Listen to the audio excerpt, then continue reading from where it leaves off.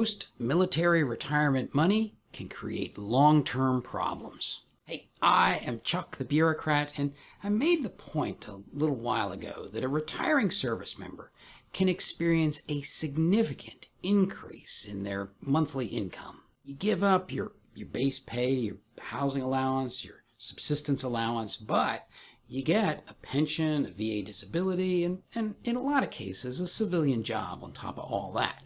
And it is entirely feasible that your monthly income will jump by 65%. But, as the saying goes, more money, more problems. You see, in that previous video, I made the case that increased cash flow creates a requirement for you to build a financial advisory team. And it requires a level of financial sophistication that you might not have developed at this point in your career. And so recently, I was talking to one of you, a specialist in the so-called reverse mortgage industry, and he pointed out a mistake that many retiring military make that sets them on a path for long-term financial difficulties.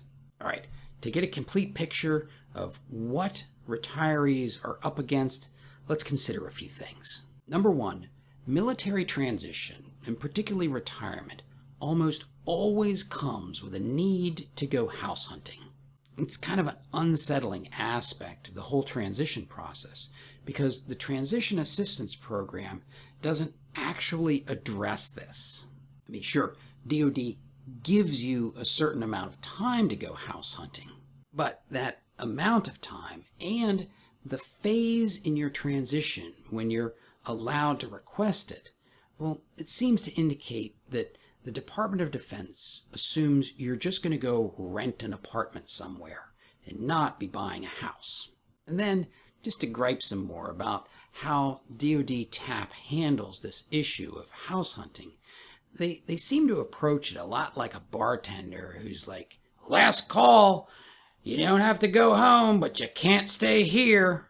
The second consideration, which we've already touched on a bit, is that at retirement, you can experience this boost in monthly income. And the third consideration is that increase often occurs sometime around the age of 45 to 55. And as a final consideration, we have to recognize that you and your spouse are going to pass through a completely natural process where you're going to go from both of you being alive to only one of you being alive, to neither of you being alive. So how does this all combine to create a long-term financial problem for retirees? Well, it begins when they leave the military and buy a house. In fact, they buy a large house. Now, on one hand, that large house is affordable because they've got the increased income. And in some cases, a large house might be justifiable because, well, a lot of retirees still have teenagers at home, so you need the room. Or even if the kids are in college, there's that vague sense that they might be coming back. And even if kids aren't the justification for a big house in the suburbs, I mean, some retirees are going to opt for that kind of a housing solution just because they've always dreamed of owning such a thing. Anyways, they end up with a large house that they finance with a 30-year mortgage. A mortgage with a hefty monthly payment that we'll talk a little bit more in a second. But first, consider that 30-year timeline. A 50-year-old retiree like me would be committing to making those mortgage payments until they were 80 years old. There are going to be a couple of problems. Number one, the retiree is unlikely to be able to work until the mortgage is paid off. You see, that whole phenomenon of your monthly income spiking up, well, it happens because you're working a job, but you're probably not going to be working that job until you're 80. You're probably going to be about halfway through the mortgage when you have to retire for real. And remember, that transition may not be completely within your control. You may have some kind of health emergency that just sweeps away that big income. And the second thing, which also is completely outside of the retiree's control, is that during this timeline, it's likely that one of the spouses is going to pass away. Remember, we're talking about the 50 to 80-year-old time span, so this is really likely. But that death can also wipe out income.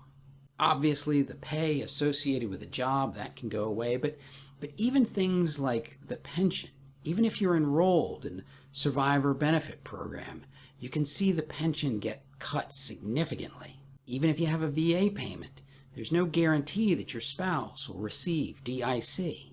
If you and your spouse are both getting Social Security benefits, well, after one of you passes away, you can only get one person's benefits. So with all of this, the mortgage for that big house on top of the hill, well, it can go from being completely affordable to an absolutely crushing financial obligation. And it can happen at a point in your life when a 5-bedroom house, well, it's more burden than benefit. Now, none of this suggests that there is a cut and dried, black and white, one-size-fits-all solution.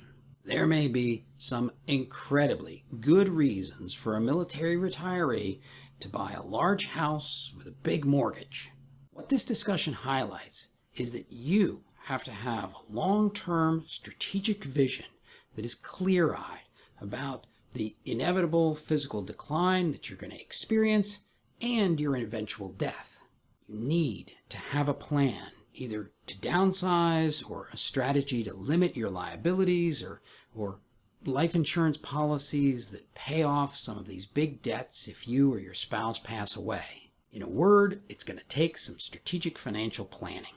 And if you want to get a sense of how to deal with the financial advisors, watch this video.